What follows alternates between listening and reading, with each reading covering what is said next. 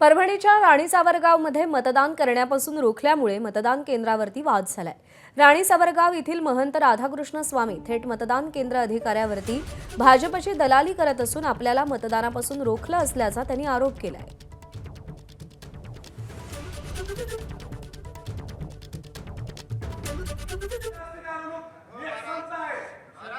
पंकज क्षीरसागर आपले प्रतिनिधी आपल्याला अधिक अपडेट देतील। पंकज, नेमकं काय झालं मतदान केंद्रावरती आणि महंतांचं नेमकं म्हणणं काय होतं?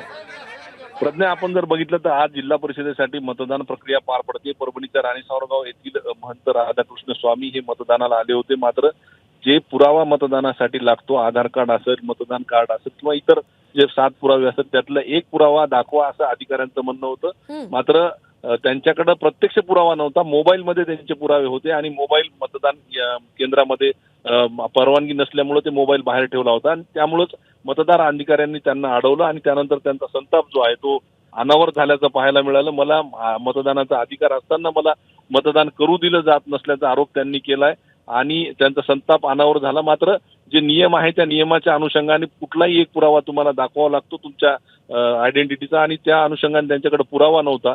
मात्र त्यामुळे त्यांचा संताप जो आहे तो अनावर झाला आणि ते मतदान न करताच त्या ठिकाणाहून निघून गेल्याचं पाहायला मिळालं। प्रज्ञा, पंकज, धन्यवाद दिलेल्या माहितीसाठी। एबीपी माझा, उघडा डोळे बघा नीट।